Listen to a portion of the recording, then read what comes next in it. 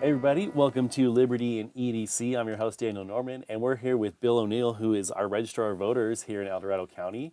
And thank you so much for coming on, Bill. Absolutely. Glad to be here. I appreciate the chance to talk about this. Yeah, so we're kind of having a crazy election year this year. Lots of votes coming in because of COVID, late apparently.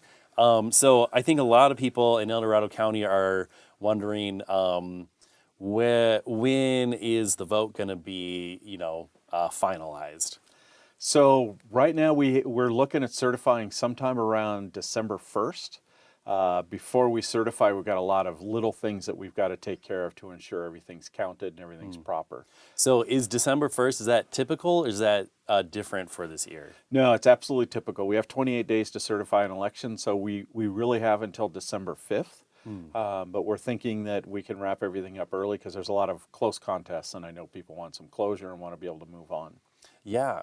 So what are some of those close ones that people are watching right now? I know District 2 is one. I think some city council. Is there any other ones? No, it's primarily District 2, Soup Dis 2, and then the Placerville City Council are the two biggest ones. They're really close. Okay. All right. So so people are watching those ones. And so where can people go for up-to-date ballot info? Like where can people find that at? So we post every day. I try to post on our website on the main page, right below the banners, and it shows it has a link to the latest results, and then it also has an update of the number of ballots that we've processed and the ballots that we're working on, how many are left. So they can always go there. I'm updating every day except weekends, and tomorrow we won't be updating, but we will again on Thursday. Okay. So why is that not every single day? Well, we've got to get some time off. The last 3 weeks have been incredibly busy for everyone in our office. So we're trying to get a little time off. We want to make sure we're fresh as we go through the process of adjudicating these last about 1,300 ballots. We got to get it right. Oh, right. And tomorrow's Memorial Day, so that's Tomorrow's no posting tomorrow. tomorrow's Veterans Day. Or Veterans Day, excuse me. Yeah. Sorry about that. Yeah, tomorrow's Veterans Day, so we won't be in tomorrow. Some people will be in the office working though. Oh, okay. We're going to try and get ahead on a few things, but then we'll be posting an update on Thursday. Okay. So in years past, have you guys taken that full, about approximately a month to get the vote finalized, or is this year taking a little longer than normal? Generally, we take most of that time. Oftentimes, the office tries to certify prior to Thanksgiving. This will be my first November election where we're going to certify. Generally, we get done right before Thanksgiving, but because of the uniqueness of this election, some of the rules around the way we have to operate in this election, we will be going until probably the first week of December. Okay.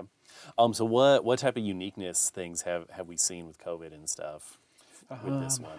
Boy, there's just been a lot of stuff. There was the governor's executive order that was then ratified essentially by the legislature. They changed things like instead of just The California legislature? The California legislature, yeah. So traditionally, in the last many elections, we could accept ballots postmarked by Election Day for up to 3 days after the election. They told us that we have to wait 17 days. 17 days. Yeah, so the legislature said we're concerned about things getting mailed in time or the post office getting them back in time, so we have to wait 17 days. Anything accepted anything we receive by then that's been postmarked by November 3rd, then we can open and tally as long as all the other criteria are met. There's also some other certification things. We've got voter signature cure cards that we send out. If an envelope is missing a signature or the signature doesn't match, we send a postcard to the voter letting them know. So that gets extended as well because we might be receiving ballots back or envelopes back up to the 20th. So then that's extended so that out. is if you receive an absentee ballot and the signature's not right or something's not right about it. Exactly. Okay. Yeah, if it doesn't match the signature we have on file or there just isn't a signature, which is more common than anything.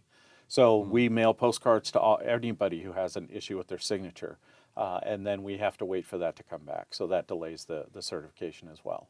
Oh, okay. So with that postcard, is that something that they certify like, yes, I did actually vote, or no, I didn't, or they can come into the office? How does that all work? Yeah, they could do either. They can just sign the postcard and send it back to us, and then we'll compare that signature. If they didn't sign their envelope and they sign the postcard and send it back to us, then we can use that signature as the signature of record for the envelope. So it's a way for them to cure their signature, or they can come into our office. Sometimes people will. They'll be surprised that their signature doesn't match, and they'll come into the office, and we can show them the signature we have on file. Pretty much every time we do that, they realize they signed it with the wrong signature. So yeah, they can come into our office or just be on the lookout for the postcard. That's the big thing, is sign that postcard and get it back to us. Okay. So we've been seeing some updates, coming through and everything like that. So is this just ballots that are coming in through mail, or where are we seeing these ballots continue to come in from?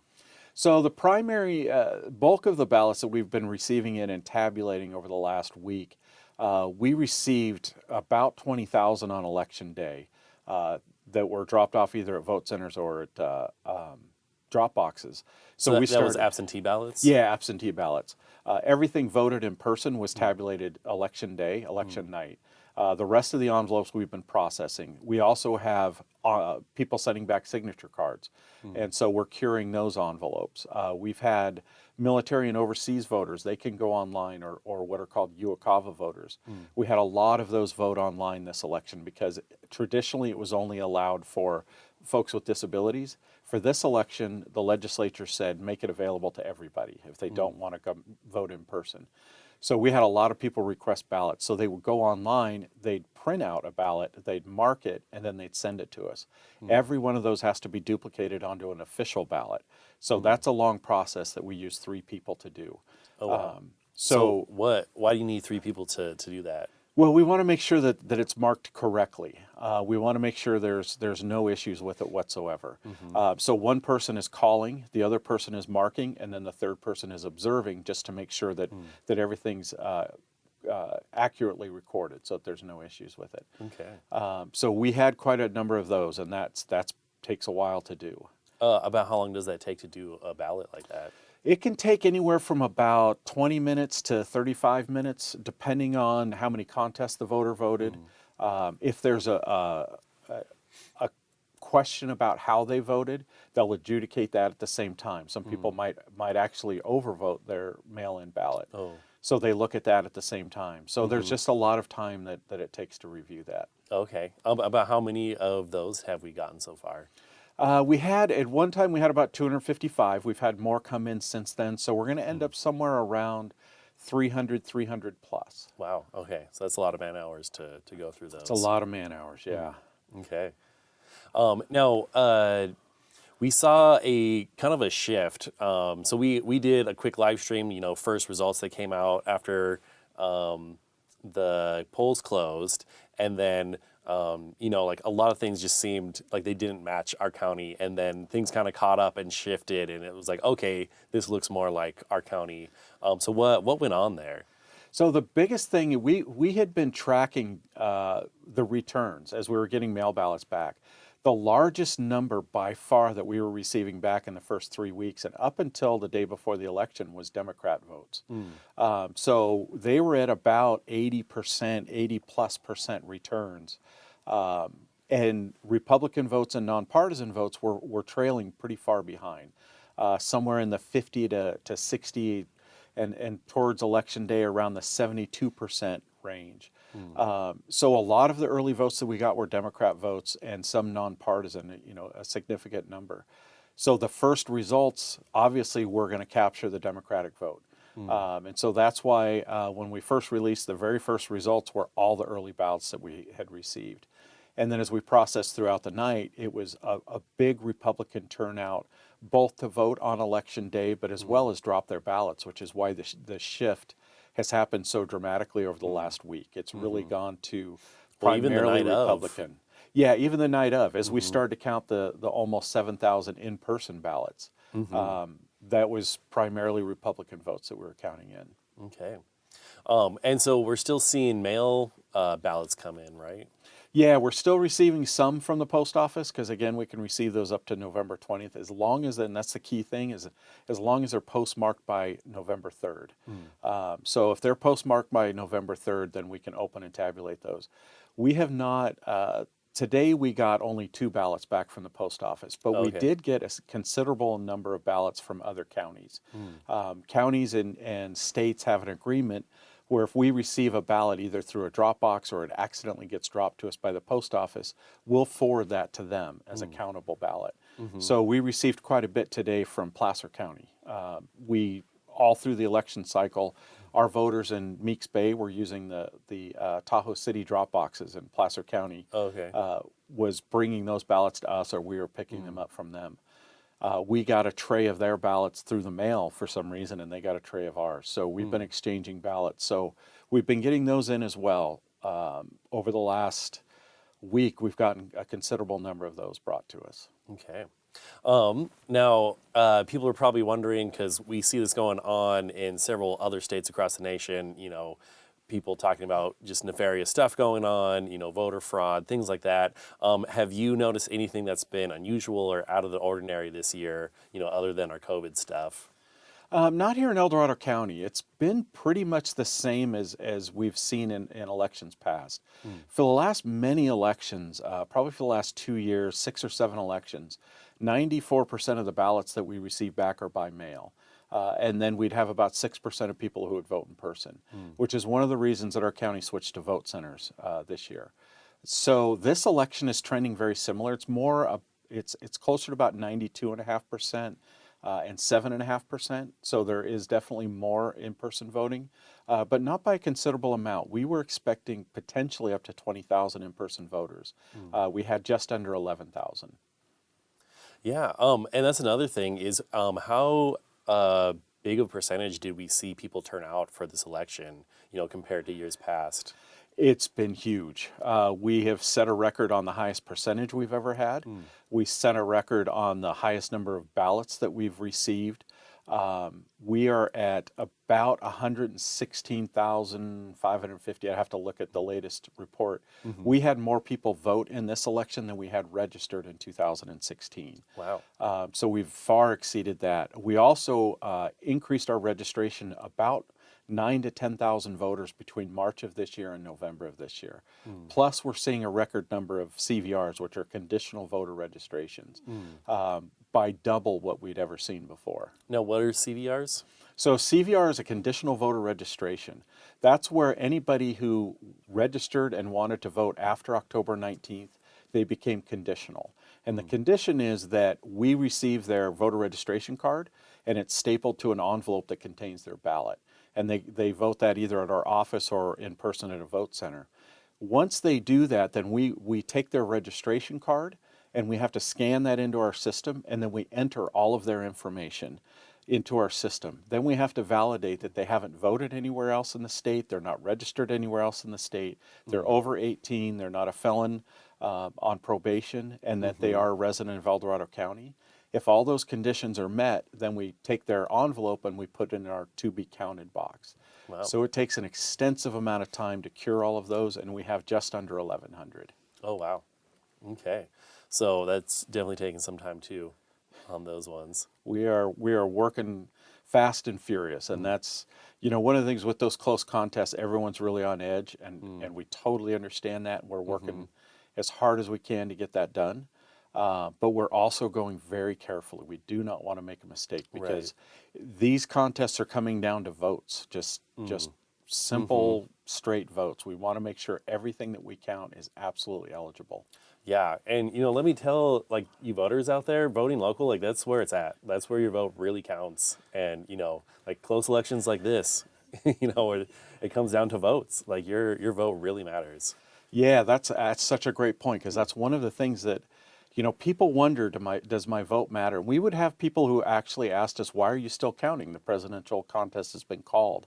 Because we've got these local contests. We've got these candidates that have worked really hard to get out there and to garner support. They deserve every vote that's been cast, and the voters deserve every vote that they've cast towards those local candidates to be counted. And right now we're, I think, about 18 votes apart in Placerville. Oh, That's wow. 18 people. For the That's, city council? yeah, that's not a lot. So that really should tell people that absolutely every vote counts. Yeah, that's wild. Yeah, it's pretty nerve-wracking for the candidates. I feel for them. Oh man, yeah, I can imagine. So are you guys? Is there still like ballots that you guys just haven't counted yet, or are we just waiting for ballots to come in? No, there's every ballot that we have opened, that we've adjudicated and opened, has been counted. When we left today, every single ballot on our non-counted counter was done. It had been tabulated. The only thing that we're working on now is the CVRs and the provisionals. Provisionals are similar to CVRs. Somebody might come in and they've been canceled, or for some other reason they're inactive, and then they can vote a provisional, and we count those as well, as long as they meet all the criteria. And that criteria is similar to a CVR where you guys have to go and verify all Exactly. those things. Yeah. Sometimes people are made inactive only because they haven't voted in several elections, so they vote provisionally. There are various reasons that somebody would vote provisionally. So we just validated they're eligible to vote in El Dorado County, that they're not registered and haven't voted anywhere else. Okay. So then we process those. So that's really where we're at now, except for the few ballots that are trickling in either from the mail or from other counties. We're just working these CVRs. What we're going to do every day is, and I posted it for the first time today, how many ballots that we've got. We're going to start posting how many that we've processed through the CVR or provisional process, and what the percentage is of those that are being accepted. Because there's about 1,300, 1,400 between the two of those. Some percentage aren't going to be accepted. They weren't eligible. They'd already registered somewhere else. Some other reason they won't be accepted. Currently, it's a pretty high percentage rate of the ones that we've done that are being accepted. As soon as we have enough of those, which is generally around 100, we're going to open those and we're going to tabulate them and we're going to release the results. But it takes a considerable amount of time to get to the point where we have 100 or more to count. We're hoping to wrap that up entirely by next Wednesday, but we will have more ready to go probably by Friday. We'll have hopefully a good batch to run. But we Okay. don't have any ballots sitting on the shelves that haven't been counted. We don't have any results in our system that haven't been reported to the public. Everything is out there that we have. Now, are you guys typically reporting at an end of a day? Are you saying when we have a good batch to run? Yeah, generally what we do, and today was a prime example, we don't report until the end of the day, primarily because we want to get as many ballots processed and counted and then reported as we can. So right at about 4 o'clock, we were finishing up another 78 ballots. So we held up even running a report until we had those 78 ballots ready, and then we ran them through the tabulation system and then added them to the report. So the report didn't really get run until about 4:15. That's so that we get every ballot that we possibly can squeezed in. So that's why we report at the end of the day. It's just more efficient to do it that way. Yeah, it's far more efficient. If you do them in small batches, when we go to do our recount after the election, it's much more difficult to manage those small batches and just pulling out one ballot out of a batch of 3. So we do everything in batches of 100. Okay. We've got shelves full because when we're done running ballots, they get sealed in a plastic envelope with a tamper evident seal, and those don't get opened until we either do a recount or they're part of the audit. Okay. So if we were only doing a few ballots at a time, statistically it wouldn't make a big difference in the election, but it also just makes the processing of those ballots much longer. We can do a batch of 100 ballots in about 5 minutes. It takes us the same length of time to do 2 ballots. Okay. Gotcha.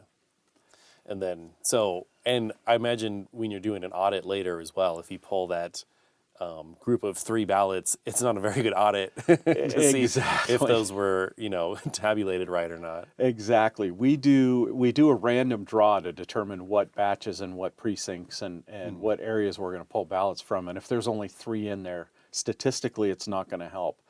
Because we have to do a minimum of a 1% audit, which is a manual tally of at least 1% of the ballots. Generally, we do considerably more than that, up to 2 to 3%. And if we have a batch of 100, we'll take that batch, they'll tabulate it. We have a team of people that will sit down and they'll go through that batch, they'll manually tabulate it, and then we'll print the results that the system saw for that batch. And then we'll compare that to what they tabulated manually. And we have to show that that's 100% a match. Yeah. So that process works much better if we have batches of 100 than if we have batches of 2 or 3. Right. Okay. Is there anything else that you want to add before we close out here? The big thing is just Monday, next Monday, we're going to be starting with our, as we just talked about, our manual tally. Our plan is to start Monday afternoon at 1. We'll delay that till Tuesday if there's anything that comes up that we need to spend a little more time tabulating ballots and getting those into the process. So our plan is to start that. It's open to the public. If anybody wants to come in and watch that process, please do. It's wide open to the public. We enjoy having people come in and watch the process. We have nothing to hide.